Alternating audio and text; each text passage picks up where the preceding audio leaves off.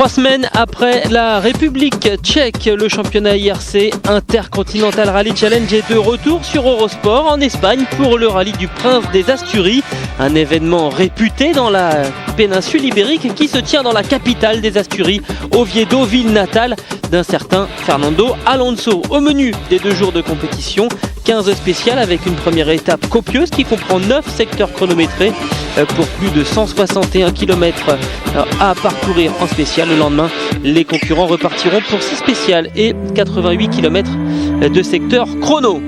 En arrivant à Oviedo, Nicolas Vuilloz est en tête du championnat avec une bonne occasion de creuser l'écart puisque Luca Rossetti, retenu par une épreuve du championnat d'Italie, est absent. Freddy Loix et Giandomenico Basso pourraient eux aussi profiter du forfait de l'ancien leader du championnat. Au niveau du championnat des constructeurs Peugeot, on a vu la situation bien en main et peut même décrocher le titre des 7e épreuve de la saison. Bref, pas mal d'enjeux pour ce rendez-vous espagnol qui fête cette année sa 45e édition. Les Espagnols sur leur terre sont bien évidemment en nombre et parmi ces Ibériques on retrouve Enrique Garcia Oreda, le champion en titre de l'IRC. Notre but c'est de gagner le rallye bien sûr, mais aussi de marquer un maximum de points au niveau du championnat d'Espagne. Du côté de Nicolas Vuilloz, on a beaucoup travaillé durant le shakedown en essayant notamment de très nombreux pneus différents. Ce rallye des Asturies pourrait être un moment déterminant dans la saison du Français. Et la première fois, c'est vrai que c'est pas évident et puis sans doute des conditions difficiles et beaucoup de changements de goudron et d'adhérence. Donc je pense pas qu'on essaie de faire forcément un coup, on va plutôt essayer de bien rouler, d'être prudent et d'essayer d'avoir un bon rythme, ça serait pas mal. En grande forme après sa 2e victoire cette saison en République tchèque, Freddy Loix s'était installé à la 3e place du championnat. Le Belge s'est replacé en fait dans la course au titre et pourrait profiter des conditions météo difficiles ce week-end pour tirer son épingle du jeu à Oviedo. J'ai toujours eu de bons résultats sur l'asphalte lorsqu'il pleut et j'espère qu'il en sera de même ici. Le plus compliqué c'est que lorsqu'il y a des parties mouillées et d'autres sèches, là c'est pas facile, mais de toute façon ça sera la même chose pour tout le monde. Giandomenico Basso et toute l'équipe à Barthes ont connu un véritable naufrage en République tchèque avec un abandon pour les 2 voitures officielles après 5 spéciales seulement. Il y a d'ailleurs eu du mouvement au niveau de l'encadrement technique, on y reviendra. Mais le plus important c'est que l'Italien semble malgré tout dans de bonnes dispositions. La voiture va bien, nous n'utiliserons pas la même boîte de vitesse qu'en République tchèque et je pense que nous n'aurons pas de problème. On a fait des essais, on n'a eu aucun souci, donc on est plutôt confiant. Siamo fiduciosi sulla gara. Non è facile durante l'anno risolvere anche dei problemi, quindi siamo fiduciosi sul futuro. Stiamo lavorando bene assieme alla squadra, quindi speriamo bene per un domani. Bruno Magalhães avait participé au rallye du Portugal à Faro, puis à celui des Vins de Madère. À chaque fois, il avait pointé en tête de l'épreuve. Le voici de retour dans les Asturies. Il faudra compter avec lui. Retour également de Dani Sola, vainqueur en 2006 dans les Asturies. Il roulera ce week-end avec une Abarth chaussée en BF Goodrich et non plus en Pirelli, comme c'était le cas pour lui depuis le début de l'année. Les autres gros bras du championnat espagnol sont également présents, comme on le disait. Miguel Fuster sur Abarth, le leader du championnat d'Espagne, Luis Monzon ou encore Oscar Garret, sans oublier Sergio Valero, désigné par nos confrères espagnols pour bénéficier de la 3e voiture de l'équipe Kronos. Valero roule habituellement en championnat d'Espagne avec une Porsche 911. L'équipe Kronos est forcément l'une des meilleures. Tous les éléments sont réunis autour de moi pour obtenir un bon résultat ce week-end. Je ne peux que remercier BF Goodrich pour la chance qui m'est offerte. C'est un sacré défi qui m'attend.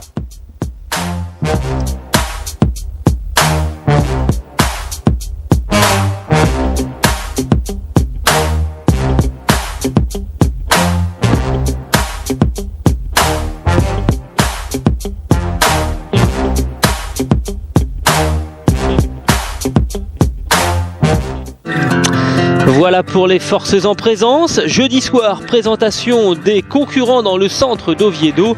Grosse affluence et grosse ambiance dès la veille du départ. Réveil matinal le vendredi matin, départ de la spéciale numéro 1 à 7h15.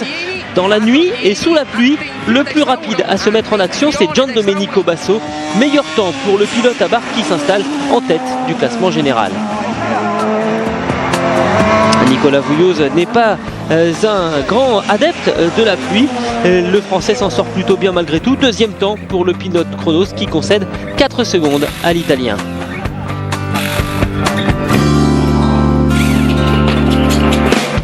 Là on a trouvé du grip sur cette première spéciale, c'est vrai qu'on nous avait dit que celle-là était abrasive, celle qu'on devrait trouver après ça sera moins bien normalement, donc c'est un rallye qui est difficile avec pas mal de changements de grip, il va falloir être attaqué mais rester prudent et ça sera pas évident quoi.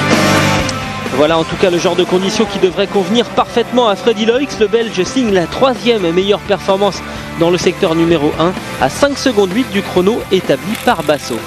On faisait tout de suite le spécial dans la nuit et dans la pluie, donc pas trop facile. J'ai fait le 3e temps à quelques secondes de Nico et à 6 secondes de Basso, donc je suis content. La surprise de cette première spéciale nous vient de Alberto Evia. L'Espagnol connaît bien cette épreuve. Le couple de la Mitsubishi Lancer fait le reste. 4e place pour l'ancien champion d'Espagne. Début encourageant pour Bruno Magalhães. Il est crédité du 5e temps dans cette spéciale.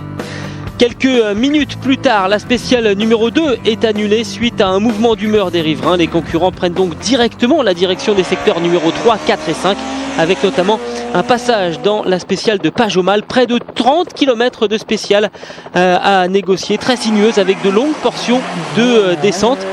Nicolas Vouillot signe un temps simplement phénoménal, un véritable numéro d'équilibre. Les nouveaux pneus BF Goodrich là, sur le mouillé ça marche vraiment fort et du coup on était vraiment en confiance et on attaquait quoi, un peu comme si c'était un 2e tour, les notes étaient bonnes et assez content quoi, voilà, c'est bien, bon le rallye est long encore hein, mais c'est un bon début quoi.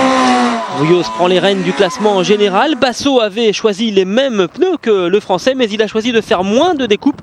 Mauvaise idée, il perd 17 secondes dans ce secteur de Pajomal. La dernière spéciale de la boucle s'est un peu mieux passée, mais c'était vraiment pas facile. On va voir, on va changer les réglages sur la voiture pour être plus rapide et j'espère vraiment qu'on va réussir à trouver une solution de manière à être un peu plus performant. Moins de découpes également dans les pneus de Freddy Loix et même conséquence, le Belge conserve la 3e place mais à plus de 22 secondes de son coéquipier chez Chronos. De retour à l'assistance, Freddy reconnaîtra qu'au-delà du choix de pneus, Nicolas Vouillot a tout simplement fait ce que l'on appelle un numéro. Depuis le début de la saison, Anton Allen n'a inscrit aucun point sur asphalte.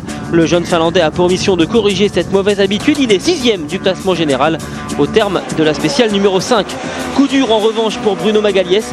Le moteur de la Peugeot rend l'âme dans la spéciale numéro 4. Bruno abandonne. Ça se passait bien, j'étais à 2 secondes de la 4e place et puis malheureusement on a eu un problème mécanique et voilà, c'est fini pour nous.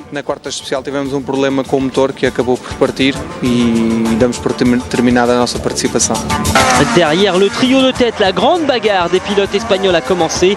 Enrique Garcia Ojeda est celui qui s'en sort le mieux avec la 4e place juste devant Dani Sola. Sur le podium des Asturies, 5 fois de suite ces 5 dernières années, dont une victoire en 2004, Alberto Evia va perdre beaucoup de temps dans la longue spéciale de Pajomal. La Mitsubishi plonge de la 4e à la 10e position du général. Je voulais vraiment faire un bon résultat avec la Mitsubishi. On est à la bagarre avec les pilotes de l'IRC comme Vouillot, Loix, Basso. Ils roulent vraiment très très vite, ils ont de bons résultats. Mais nous, on roule chez nous et on va continuer à se battre avec les autres pilotes espagnols. Bref, à la moitié de la première journée, Vouillot mène de 17 secondes 4 sur Basso. Retour dans la région des Asturies où les concurrents attendent de revenir à l'assistance après avoir négocié les 5 premières spéciales du week-end.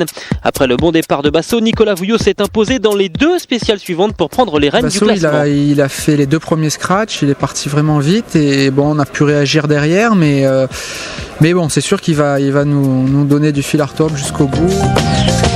Dans des conditions d'adhérence si variables, le choix des pneus, on l'a vu, et le choix d'opérer des découpes au niveau des bandes de roulement est toujours aléatoire. Le choix de la forme, de la profondeur des découpes est déterminant.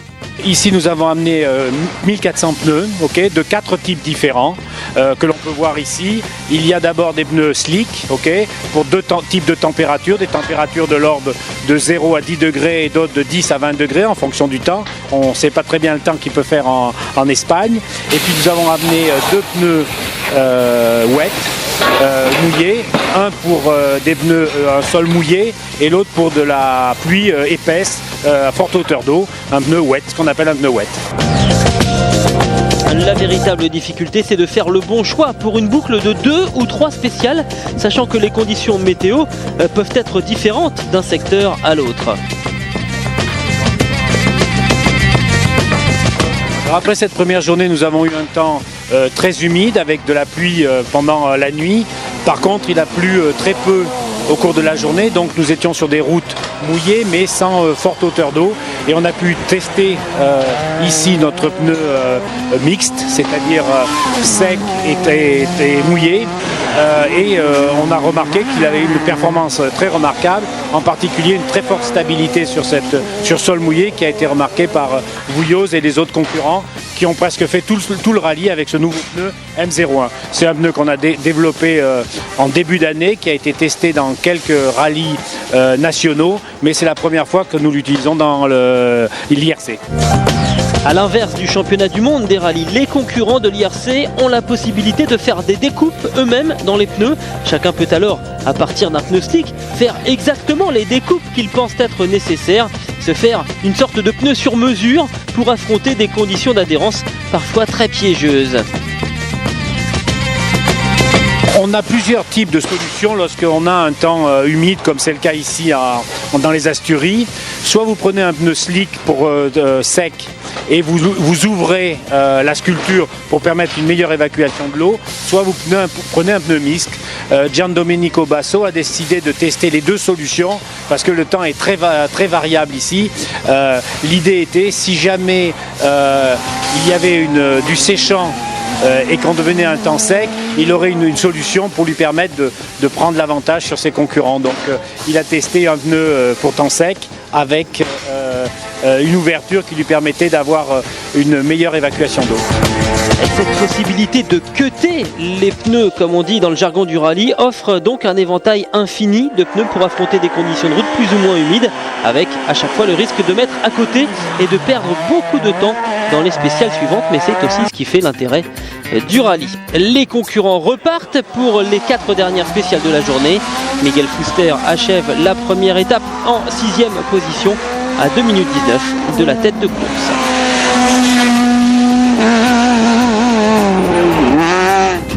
Déception perceptible du côté de Enrique Garcia Ojeda à la fin de la première journée de course. Le champion IRC 2007 n'est pas en mesure de suivre le rythme des hommes de tête et il va même se faire déposséder de la 4e position qu'il occupait en début de rallye. Kike achève la journée de vendredi à la 5e place. Le titre officieux de meilleur espagnol revient pour le moment à Dani Sola, mais l'ancien champion du monde junior est lui aussi loin du compte en matière de performance par rapport au trio de tête. Sola est à plus d'1 minute du leader. La victoire semble donc devoir se jouer entre 3 pilotes, Vouilloz, Basso et Freddy Loix. Pour rester au contact de ses 2 adversaires, le Belge prend tous les risques et cela va aboutir à un tout droit dans le secteur de Piedrafita. Une erreur qui va lui coûter une bonne vingtaine de secondes. Au final, Loix ne s'en sort pas si mal et il conserve la 3e place.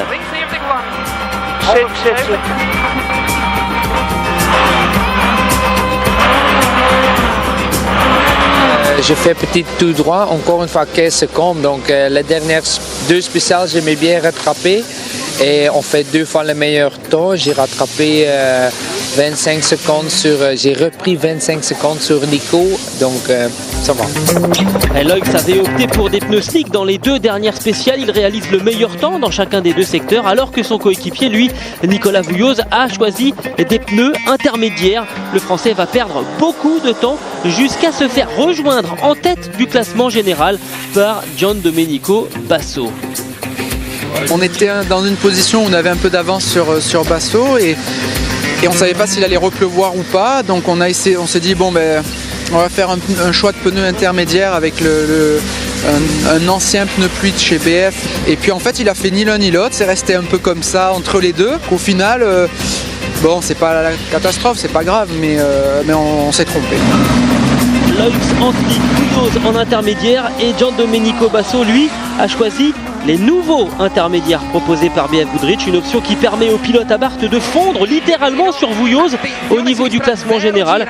En l'espace de 2 spéciales, l'Italien efface le retard de 20 secondes qu'il accusait. Au terme de cette première étape, Basso et Vujoz sont crédités d'un temps identique au 10e de seconde près. Et comme Basso a été le plus rapide lors de la première spéciale, il est désigné leader de l'épreuve. Et demain, il y aura d'autres spéciales très difficiles parce que le rythme est très élevé, mais je vais tout donner. La voiture et les pneus marchent très bien. On va rester concentré et surtout confiant en nos chances de réussite. Basso est donc officiellement leader de l'épreuve avec 0 secondes et 0 dixième d'avance sur Vujoz. Loïcs se maintient au contact avec 24 secondes de retard sur le duo de tête. On trouve ensuite un trio espagnol composé de Sola, Ojeda et Fuster.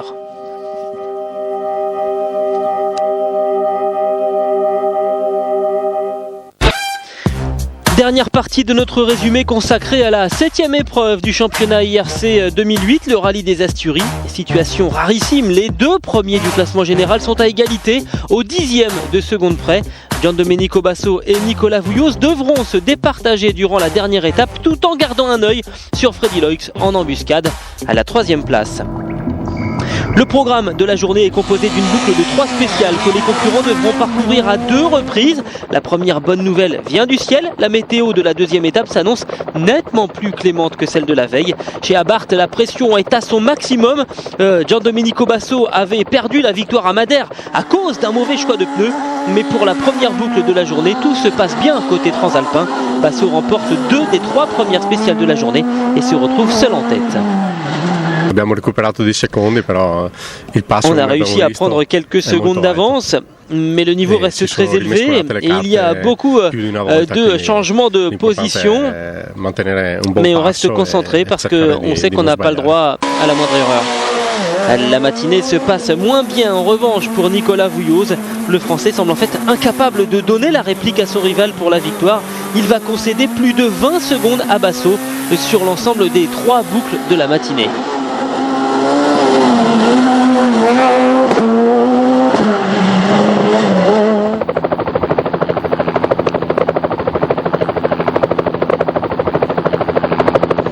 On s'ouvre un peu, mais bon, c'est vrai que les conditions sont un petit peu difficiles, pas mal de changements de grippe, et du coup c'est vrai que je sais pas, je suis moins à l'aise par rapport aux réactions de la voiture, je suis un peu moins à l'aise, donc un peu moins en confiance, mais bon on essaye, mais Giandomenico a vraiment roulé fort quoi, je pense.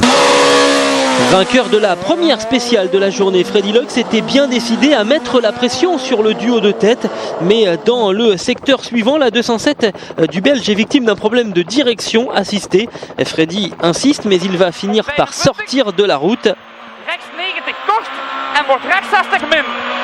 Rechts 60 min. Ja, om links 70 vroeg en opent lang. Links 70 vroeg en opent lang. En sluit 90. Dat is gedaan. Et par chance, il pourra repartir et même rejoindre l'assistance, mais avec 1 minute de perdu, ses espoirs de victoire se sont envolés. Dani Sola n'aura pas la même chance que Freddy Loïcs.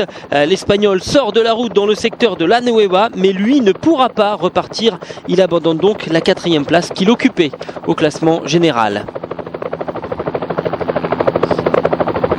En Espagne, comme partout ailleurs, le malheur des uns fait le bonheur des autres. Enrique Garcia Ojeda hérite de la 4e position, laissée vacante par son compatriote. Para derecha 9 corta, para izquierda, para derecha 9 larga, se cierra poco fondo, para izquierda fondo menos, 50, derecha 8K corta ras más, frenando 80, atención derecha 2.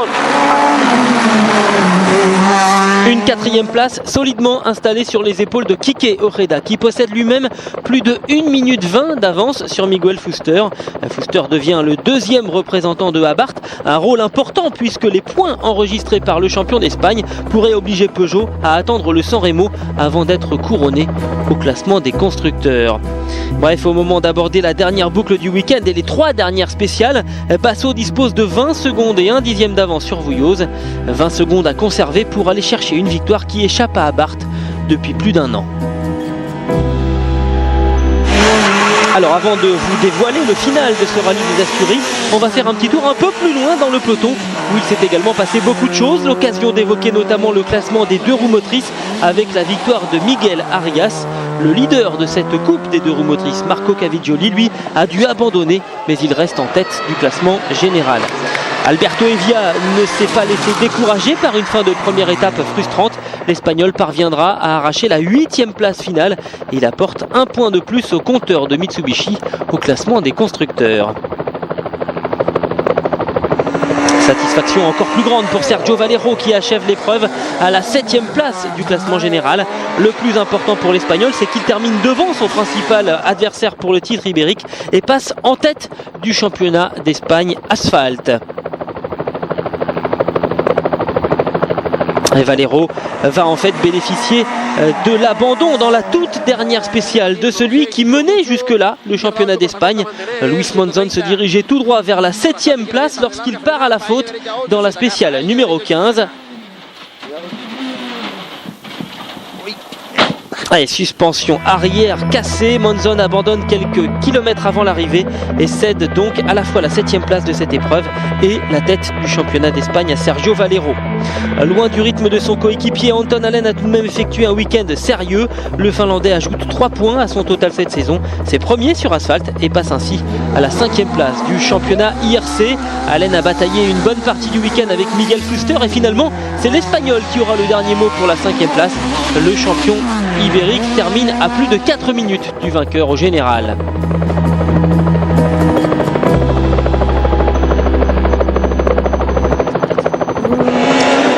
Jusqu'au bout, Enrique Garcia Ojeda restera le meilleur représentant espagnol du classement général avec la 4e position. Mais en terminant à plus de 2 minutes 30 de la première place sur ses terres, le champion 2007 confirme que le niveau de l'IRC a beaucoup progressé par rapport à l'an dernier. Écarté de la lutte pour la victoire à la suite de son problème de direction assistée, Freddy Loix n'a pas pris de risque dans la dernière boucle. Le Belge assure donc la 3e place de ce rallye et monte sur le podium pour la 3e fois cette saison.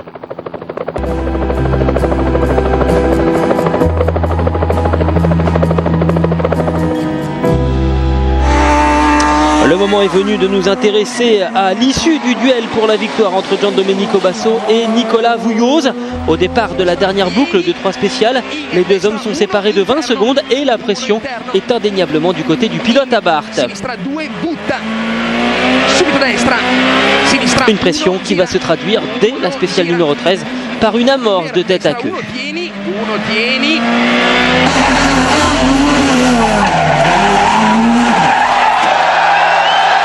Basso perd une poignée de secondes et il va encore perdre un petit peu de terrain dans l'écart suivant. L'écart se réduit à 12 secondes et 2 dixièmes. Il ne reste alors plus qu'une seule spéciale à négocier, un secteur d'un peu moins de 12 km. Autrement dit, sans nouveau faux pas de l'Italien, on voit mal comment Nicolas Vouilloz pourrait reprendre l'avantage.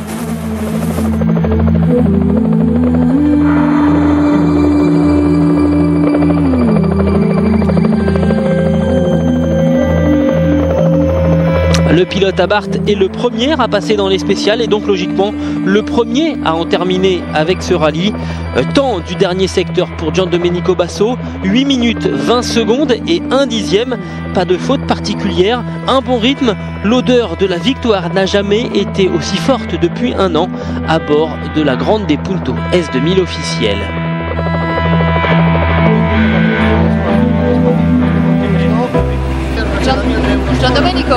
Giandomenico, juste une question.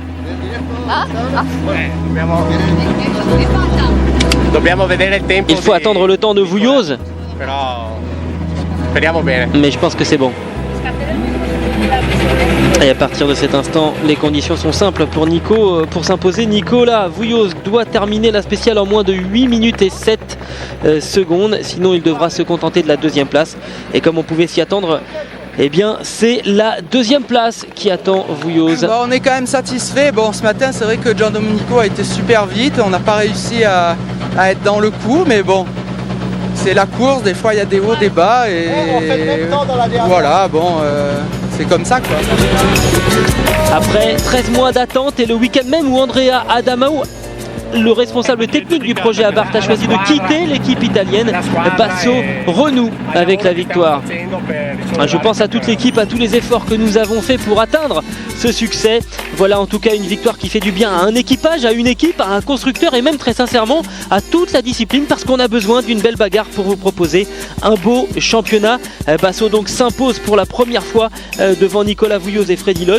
Vouilloz qui marque malgré tout une bonne opération au niveau du championnat, puisque son avance passe à 17 points sur son plus proche poursuivant qui n'est autre que Freddy Loix. Basso revient lui à la hauteur de Luca Rossetti, que l'on retrouvera lors de la prochaine manche de l'IRC sur le rallye de San Remo. Du côté des constructeurs, un point suffira à Peugeot pour décrocher un deuxième titre consécutif. Un point que la firme au Lyon devrait logiquement être en mesure de ramener de ce rallye de San Remo.